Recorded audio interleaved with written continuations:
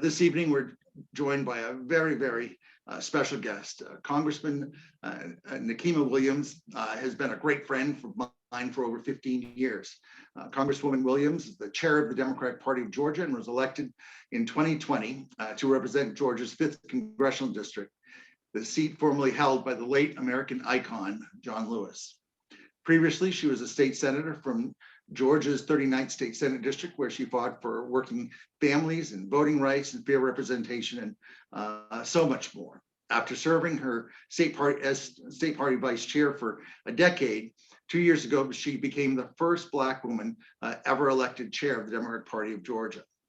Under her leadership, they won those 2 history-making U.S. Senate seats in January. And Nikema now leads the statewide fight to expand access to opportunity for all Georgians with ridiculous great pride. Let's give a great Granite State welcome to Congresswoman Nikema Williams of Georgia. Thank you so much. Y'all, I am so excited to be here with you today. I didn't know if I was going to be able to make it work, but of course, you all know Ray Buckley probably better than I do, and he's going to keep trying until he figures out a way to make it work. So here I am. Thank you so much, Ray, for your introduction. Thank you for inviting me and rearranging my schedule to get me here today. Y'all have to be so proud of the leadership that he's shown at the helm of your state party for so long. He's been one of my mentors at the DNC. I met Ray when I was a newbie in DNC politics, newly elected as a vice chair, and he kind of took me under his arms and hasn't let go since. So thank you so much for your friendship, Ray, your leadership, and just everything that you do for Democrats across this country.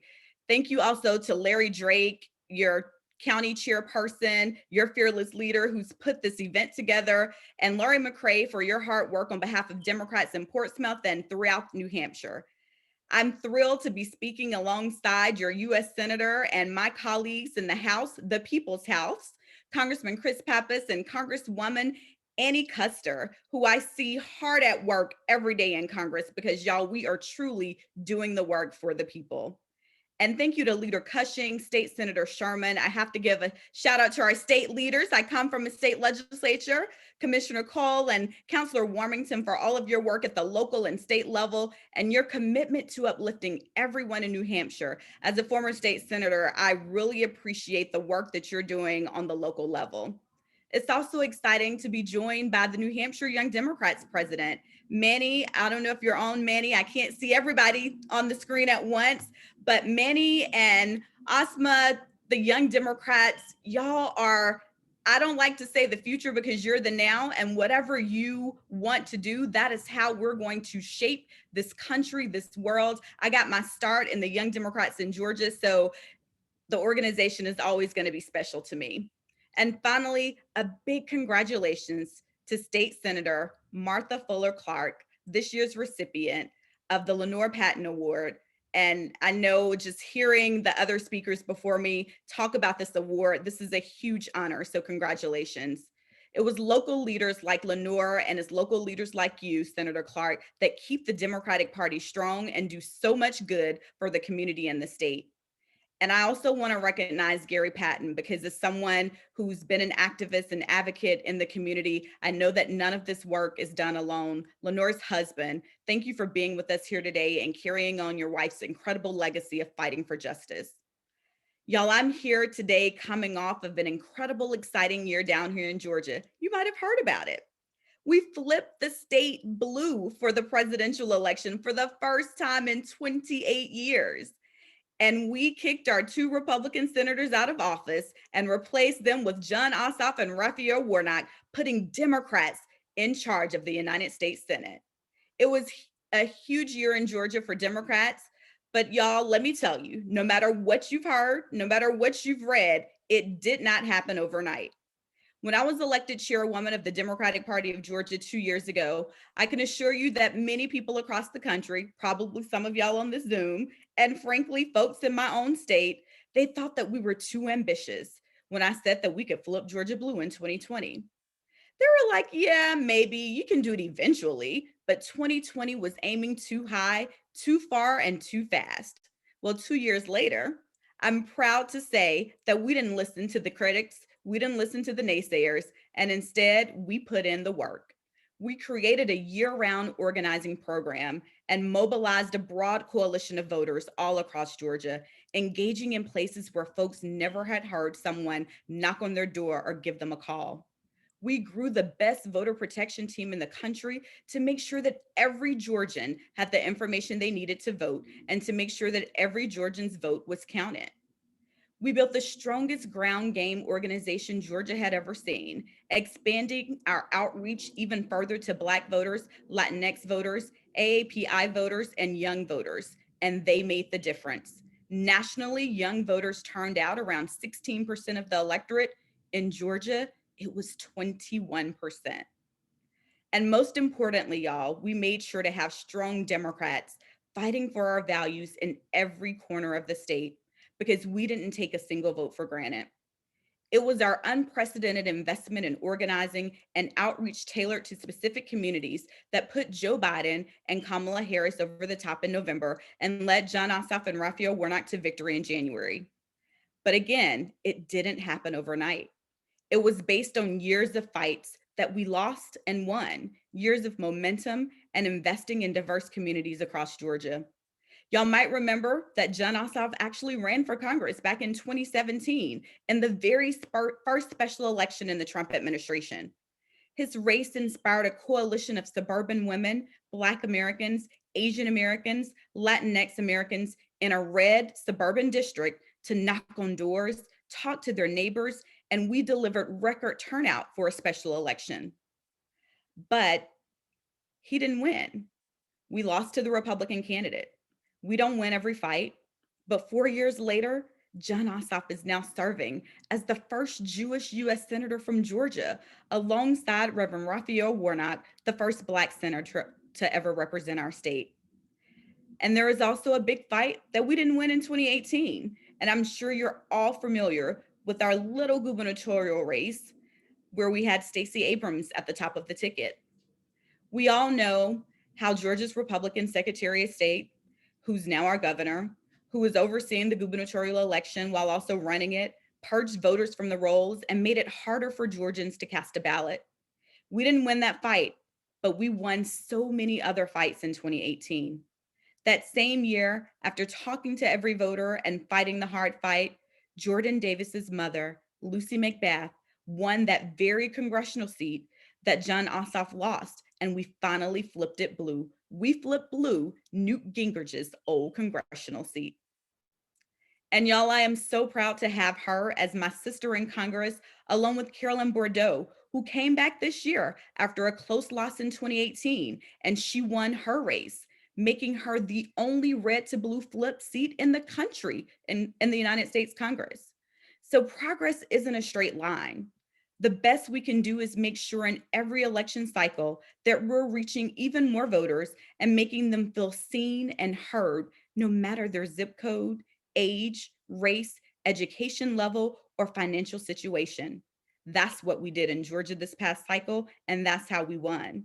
It took a lot of hard work, but it also took a lot of hope and faith that if we put in the effort, we would be able to achieve what so many across the country thought was impossible.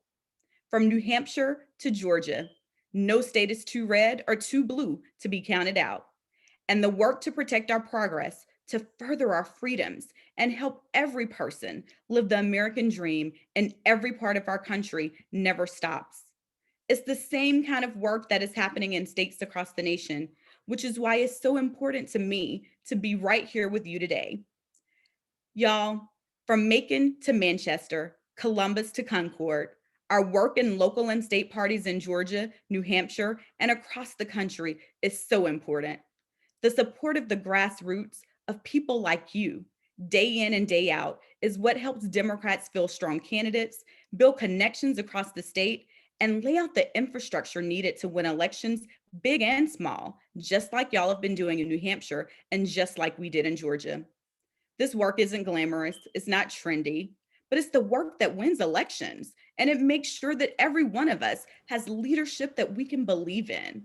Because while we may have Democrats in the Oval Office and in Congress, Our work isn't done until every person in this nation can achieve the full promise of America with leaders who will fight for them at every level of government.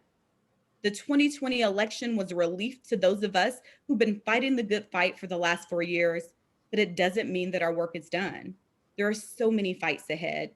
We're fighting one of those big fights right now down here in Georgia.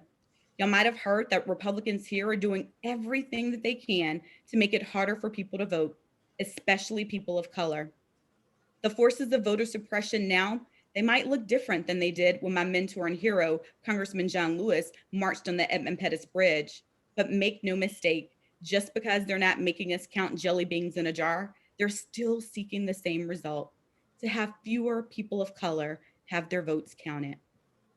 Georgia Republicans just passed a law that makes it illegal to hand out water to people waiting in long lines, lines that they purposefully created, especially in communities of color, to discourage people from going out to vote. That law also limits the use of ballot drop boxes after an election where drop boxes were used more than ever before, especially by Democrats. And you know who else used drop boxes the most during the election? People of color.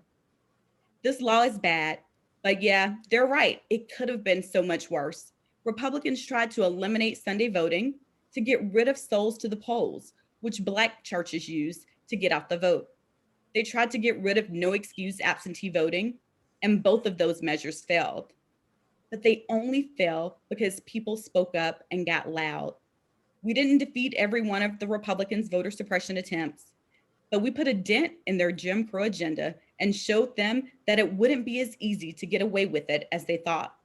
It was the grassroots that did it. It was everyday people and activists standing up to make their voices heard. In the face of total Republican control in our state legislature, many thought that they would ram through every last one of their voter suppression measures. But Georgia Democrats didn't let them off without a fight. And we're going to keep fighting back against this Jim Crow 2.0 with every fiber of our being, from now all the way until November 22 and beyond. Because John Lewis taught us that our vote is the most powerful nonviolent tool in a democratic society. Our vote is sacred, but that it is not guaranteed. We know the decades and great sacrifice it took for the promise of the right to vote to be fully extended to all Americans. Generations of heroes like Dr. Martin Luther King, Rosa Parks, John Lewis, Diane Nash, C.T. Vivian, Andrew Young, Joseph Lowery, they put everything on the line for our right to vote. They believe so strongly in the foundations of our democracy, in our freedom, in equality, and in that core idea that democracy should be by the people and for the people. And y'all, that includes all the people. As those great leaders protested and marched, as they faced fire hoses and billy clubs, they did it out of a faith in that basic American ideal. They loved this country so much that they were genuinely willing to die for it to make sure that America lived up to its promise for all of us. It's because of the work that those leaders did that I get to sit here today serving in one of the most diverse Congresses in history, that a diverse coalition of voters was able to get out and make their voices heard and vote for Joe Biden, that Kamala Harris is the first Black woman and Asian woman to serve as Vice President of the United States, that Raphael Warnock is the first Black senator from Georgia, and Jon Ossoff is the first Jewish senator from Georgia. And y'all, this fight isn't over. Right now in Congress, we're pushing to pass bills to protect the right to vote against efforts in states across the country to strip it away. We're engaging businesses, activists, and more to put pressure on Republicans and let them know that they can't just get away with suppressing our votes. This is the pendulum of our democracy. You win some fights, you lose some fights, but you always stay in the fight. That's how we won in Georgia in this last election cycle, and that's how we're going to keep winning going forward. I know that takes a lot of hope, a lot of faith, a lot of patience, and a lot of determination. But trust me, we especially know that down here in Georgia. But when that hope is combined with hard work, with relentless commitment to doing whatever it takes to make the future better for our children and grandchildren, that's when we prevail. We're gearing up here in Georgia for more fights ahead. We're working to defeat voter suppression. We have to defend Senator Raphael Warnock's seat in 2022. And we have a lot of bad Republican state officials that honestly, I want to send them to an early retirement as well. So we're not resting on our laurels. We know there is a lot of work ahead. We in Georgia are so grateful for the support of Democrats across the country in places like New Hampshire.